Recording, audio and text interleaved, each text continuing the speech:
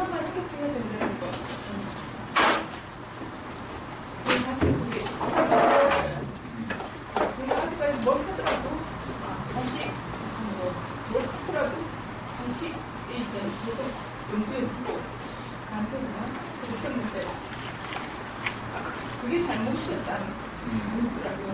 내가 행복하면은 만약 물건을 뭘 사더라도 그걸로 내가 행복한다면은 걔네들한테 어떤 물건이 못 가더라도 내 행복한 그 모습도 걔네들한테 흘러들어가서 좀 더 행복적으로 본다면은 큰 효과를 낳을 수 있을 때 근데 저는 이제 바로 앞만 이렇게 보고 했었구나.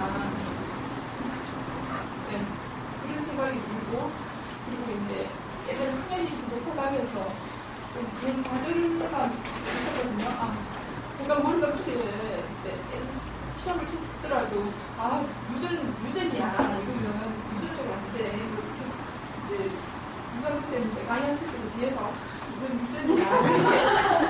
유전으로서 이제 우리는 극복할 수 없다 이런 걸 이제 농담 삼아서 이제 진단님이 진짜 쉽게 말을 했었는데 오늘 이제 선생님 강의를 들으니까 그게 이제 제가 이제 불러줄 수 있는 유전적인 이제 머리로서의 그 유전이 아니라 이제 어떻게 보면 이제 폭넓은 환경의 문제, 내가 이렇게 어떤 행동을 하고 그걸 우리 애들이 보고 그런 유전이 이제 머리 그 유전보다 좀 더 뛰어넘을 수도 있겠구나. 그런 생각을 했어요. 그리고 이제 선교사님 이제 강의 이제 하실 때 제가 간혹 딴짓을 좀 많이 하거든요. 아실 거예요. 근데 이제 제가 딴짓을 하면서 그 얘기를 이제 계속 오래 하는 거는 그 강의를 집에서도 들을 수가 있어요. 듣고 난다면은 들을 수도 있는데 여기서 이제 또 듣는 거랑은 또 틀리거든요. 그렇게 스쳐 지나가면서도 어떤 말들이 이제 필 때도 있고 그렇기 때문에 이제 딴짓을 하면도 불구하고 오는데 여러분들 그러지 마시고요. 네. 그래가지고 요즘은 이제 며칠 사간으로 이제 신문에 어떤 사설을 보더라도 이제 그런 게 나오더라고요. 지금 현재가 중요해서 선생님 계속 그렇게 말씀하셨는데 요번 주에는 이제 그게 또 다시 이제 못했어요. 그래가지고 이제 과거나 미래 그건 당신되지 않았고 또 지나가는 일인데 그 생각이 잡혀가지고 이제 내가 고통스러움을 겪었다. 네. 그래가지고 이제 아까도 이제 제가 메모를 잘하는 직원은 선생님 말씀 속에서도 그게 있더라고요. 그래가지고 엄마가 행복해야 되고 그리고 이제 우리 애들을 조금 더 이렇게 편한 몸으로 그리고 조금만 기다리면 돼요. 그러니까 어제도 이제 무슨 일이었냐면 이제 저희 큰애가 분명히 잤어요. 제가 얘 뒷모습을 공부하는 뒷모습을 많이 잤어요. 그랬는데 엄마는 귀신같이 알거든요. 자기가 아니라고.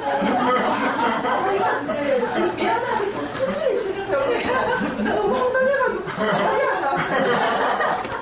잠깐 공부하는 사이에 이제 시간이 지나가서 저는 이제 되돌아와가지고 이제 저 나름의 이제 딴짓을 하고 있었는데 이제 애가 자기 전에 엄마 미안해.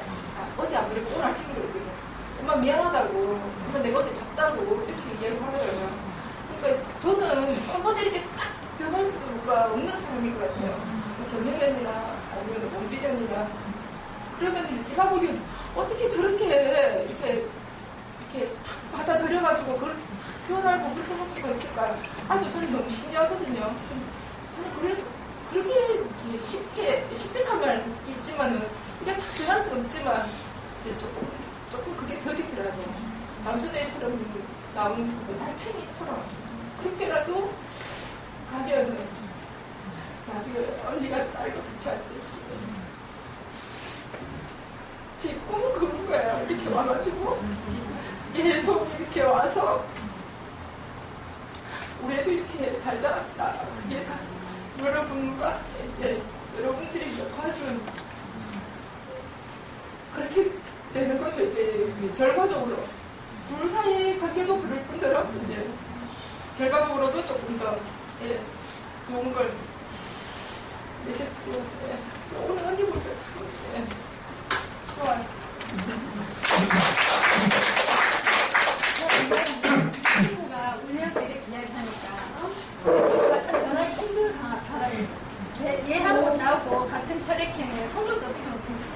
친구이긴 한데 저는 이게 내한테 딱 꽂지나 바로 딱 변하는 스타일로 가보고 아니면 딴 데 돌고 그래도 성격이 비성실한 성격은 아닌데 얘는 이렇게 속도가 좀 많이 늦은 편이에요. 근데 얼마 전에 이야기를 듣는데 야 뭐 조금 바뀌는 것 같다 이런 생각이 들고 얘한테 이렇게 나는 내 스타일이 이러니까 이런 것 때문에 우리가 트러블 생기지 말고 이렇게 이야기하는 스타일이라면 얘는 그냥 이따가 지 혼자 공부하는 스타일이에요. 그래서 저는 말하는 스타일이니까 속 편하고 얘는 지 혼자 밤새도록 공부하는 스타일인 거예요. 그러니까 아예 대놓고 우리는 기분 나쁘고 우리 계속 갈 친구니까 그냥 기분 나쁜 거는 잠시 기분 나쁘더라도 치우고 말고 이러는데 얼마 전에 이게 뭐 관련 이야기도 하고 사설에 나오는 이야기도 하고 이런 이야기를 하는데 애가 지가 이제 지 행복을 찾으려고 서서히 변해가는구나 그런 생각을 해요. 좀 전에 어떤 분이 학원을 보내야 되나 그 말에 저 분명히 5월 15일 날 기억하시죠? 학원을 보내야 되나 공부 때문에 진짜 여태껏 저는 진짜 실컷 놀피고 어떤 소리를 들었냐면 4학년, 5학년 이렇게 돼도 내일 시험 치는데 오늘 인라이트하고 놀아가지고 주변 엄마한테 경고 먹었어요. 시험은 시험답게 기간을 보내지 자더라도 시험 기간은 엄숙한 기간을 보내야 학기는 보내지 말고 우리한테 화장시키지 말고 집안에 가다 놓고 네가 재우는 알아서 하지 네가 관리해라 이렇게 소리 들었어요. 그리고 네 엄마 그래가 아예 많지는 아니네 이런 소리 좀 많이 들었어요. 전집 안 된다고 그런 소리 듣고 했는데 나 비정상적인가? 그런 생각을 하고 이렇게 했는데 여기 와서 제가 원하는 스타일의 사람을 만난 거죠. 그래서 이게 내한테 꽂히니까 계속 와서 벌써 7년이라는 세월을 지났는데 제가 7년 동안 살아오면서 난 내가 서서히 바뀌는 줄 알았거든요. 근데 중간에 어떤 조그만 태클이 걸리면 퍽 깨져서 퍽 엎어지는 거예요. 이게 내가 인간이 맞나? 일 살아야 되는 게 맞나? 이게 엄마 맞나? 이런 생각도 들고 진짜 6살, 7살짜리 실컷 머리 캐놔놓고는 정신병, 소아정신병을 와가지고는 내 엄마 맞나? 저 고민해야 안 되나? 근데 여기다 와서 선생님이 칼 들고 설쳤다는 이야기에 그만둔 거예요. 누가 시키고 저럴 수도 있는 거구나. 근데 7년 동안 여태껏 살아오면서 여태껏 그렇게 저는 솔직하게 공부라고 이야기는 했지만요. 정말 내일 시험이라도 평상시 하는 실력을 해라. 중요한 건 아니고 엄마는 보상을 본다. 어차피 대학을 목표 일단 보기가 결승점이라고 하면 공부에 대한 결승점을 보기로 본다면 거기니까 우리 서서히 가자라고 이야기하고 동영이 언니 오늘 오랜만에 봤는데 계속 그 언니한테 묻고 공부의 실질적인 방법은 현실적으로 알리는 데 듣고 전반적인 프레임은 선생님한테 강의를 듣고 그렇게 살았거든요. 한 달 전에 제가 나는 여태껏 바뀌었는 게 아니고 바뀌는 척하면서 계속 강의를 들었다는 사람인 걸 확실하게 느끼고요. 애들한테 사죄를 했어요. 엄마 여태껏 변하는 척한 것 같다. 이게 아니고 원래는 그게 아니고 이긴데 예를 들자면 제가 이랬던 것 같아요. 백화점에 가서 옷을 사면 20-30만 원짜리 옷을 사면 한 달에 깜빡 할 수 있잖아요. 근데 한 개 갖고 만족이 안 되잖아요. 근데 요즘에 10만 원 들고 예신동 가면은 돈질 제대로 하거든요. 2-3개를 사잖아요. 3-4개 사잖아요. 10,000원짜리 사면 10개도 살 수 있는 거고. 근데 그렇게 사갖고 와갖고 부지하게 사들고 내 혼자 즐거운 거예요. 근데 엄마 내 거는 안 샀어? 내 거만 다 샀어. 내가 즐거워갖고 그냥 하는데 우리 신랑이 그러니까 너무 고마운 거는 우리 신랑이 니는 집에 앉아서 마음 돈만 쓰고 다니고 뭐 하냐고 이렇게 이야기했으면 내가 그럴 수도 있는데 너네 엄마가 할만하니까 했겠지. 그러니까 애들도 엄마가 할만하니까 했겠지. 엄마 오늘 돈을 많이 쓴 거 아니가 10만 원 썼는데 엄마가 쓸만하니까 썼겠지. 아빠 오늘 분명히 뭐라고 할 건데 아니야 아빠는 분명히 엄마가 할만하니까 했을 거라고 이야기할 거예요. 이렇게 얘기를 하는 거예요. 그래서 이제 내가 정확하게 내 변명을 내 스스로 나간 게 한 달 전이었어요. 5월 15일. 그래가지고 그때 진단을 딱 내리고 나서 나는 내가 이렇게 변하는 척한 사람이고 간신히 감기 걸리면 약 먹고 간신히 주저앉혔다가 어느 순간 또 한번 퍽 터지고 이러는 사람인 걸 정확하게 느끼고 애한테 내가 이렇게 했는데 이렇게 했는데 내가 이렇게 가면 나는 편안하게 살고 행복하게 살고 너희들과 같이 살고 싶은데 엄마가 얘들가 형식적인 것 같다. 그리고 나서 한 달 뒤에 지금 어떻게 됐냐면 내일 다음 주에 시험이거든요. 근데 마음은 너무 편안해요. 그렇다고 애들이 놀고 먹냐? 지 할 만큼 하더라고요. 근데 내가 지가 그냥 하는 거 그냥 가만히 봐줘요. 중학교 2학년인데 11시 되면 자요. 11시 안 돼가지고 자요. 근데 학교 갔다 오면 옛날에는 시험 성적에 애가 이쁘고 안 이쁘고 나는 진짜 나 애 사랑하는 줄 알았는데 애 성적에 따라서 이쁘고 안 이쁘고가 미워 죽겠고 이쁘고 차이가 나더라고요. 근데 지금은 아직까지 정신한도 안 쳤고 성적도 안 났고 모르겠는데요. 애가 이렇게 하는 거 보면 이쁘고 애가 들어오는데 얼굴 빨갛게 익어갖고 지금 덥잖아요. 그렇게 익어갖고 아이스크림 쫄쫄 빨고 들어오는데 너무 이쁜 거예요. 그 이쁘다는 게 나는 여태껏 살면서 15년 만에 처음 느꼈던 거 같아요. 애기 때 말고 그 본연 자체도 너무 이쁜 거예요. 교복 입고 들어와가지고는 엄마! 라고 하는데 아유 우리 공주 엉덩이 좀 만져볼까 하고 안아볼까. 근데 애가 조금만 만지세요. 이러고 엉덩이 대주세요. 그러니까 뭔가 너무 고마운 거야. 그래, 아까 전에 제일 처음에 들었는데 경영이 언니가 아는 척 하는데 누군지 모르겠는 거예요. 너무 예뻐져갖고. 근데 언니가 저보고 얼굴 너무 좋아졌다 이러는 거예요.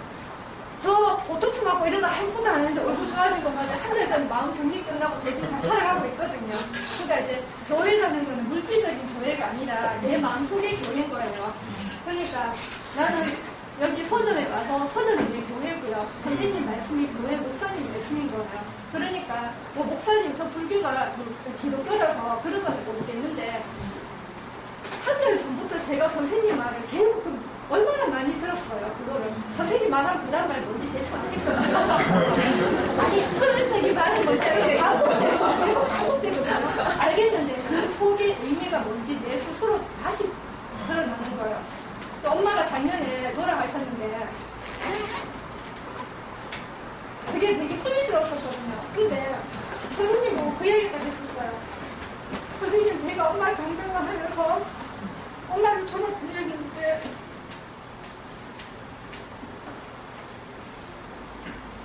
마음적으로는 신체적으로는 힘이 들었다. 4개월 내내 하루 종일 거기 살았으니까 힘이 들었는데 선생님 말씀 때문에 내가 잘 견뎌냈다고 얘기했거든요. 엄마가 돌아가실 때, 영하실 때 제가 엄마한테 했던 말은 돌아가시기 전에 엄마가 저한테 한 번도 힘들다, 정말 힘드셨을 텐데 한 번도 그런 분이 아니었었는데 엄마가 내 얼굴을 보고 너무 사랑해요. 엄마가 저보고 나는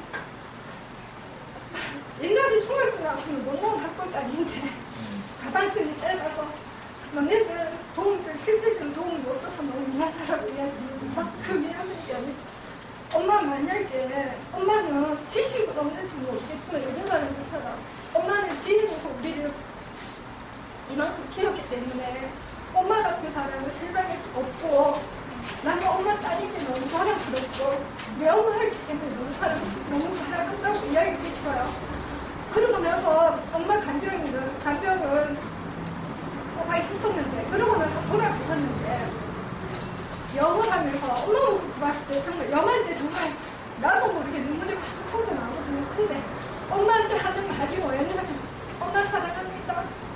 고맙습니다. 그 소리가 저절로 나오면서 그 혼자 영화는 바닥에 엎드려고 대홍통곡하면서 몸이 싫어가지고 그렇게 하루 종일 울었던 기억이 나거든요. 근데 그러고 나서 한참 지나고 나서 엄마 무덤이 잘 나가시는 거예요.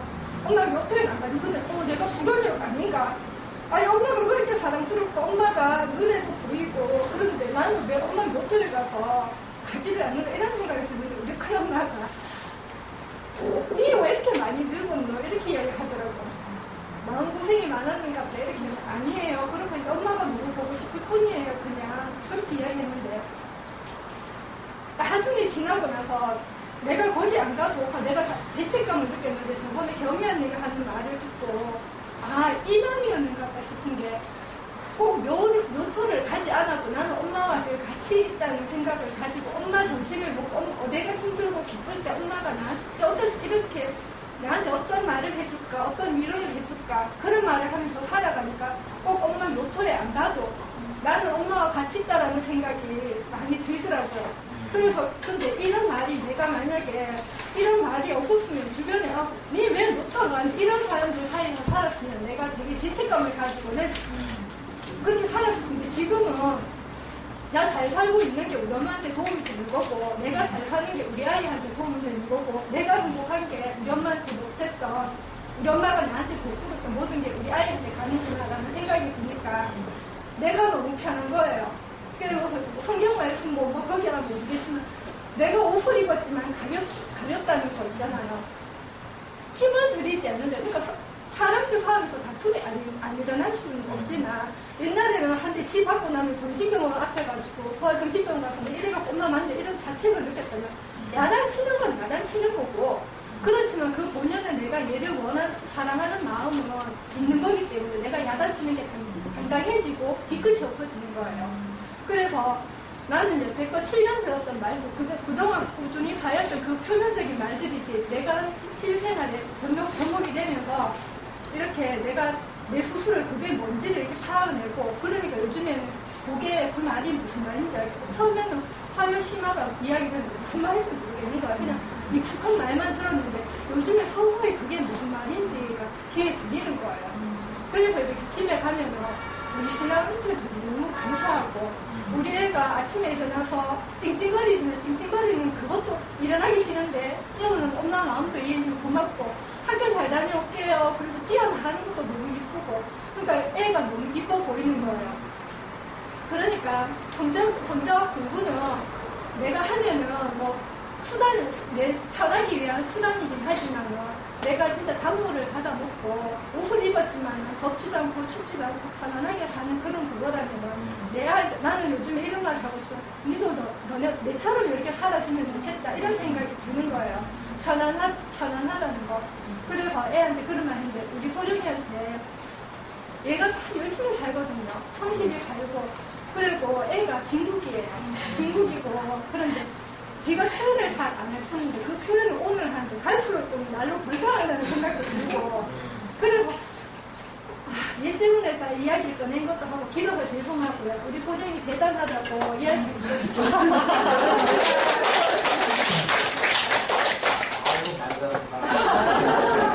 숨을 쉬면서 듣는 내가 순간보다 그 이야기 들으니까 이제 엄마 할머니가 있었어요.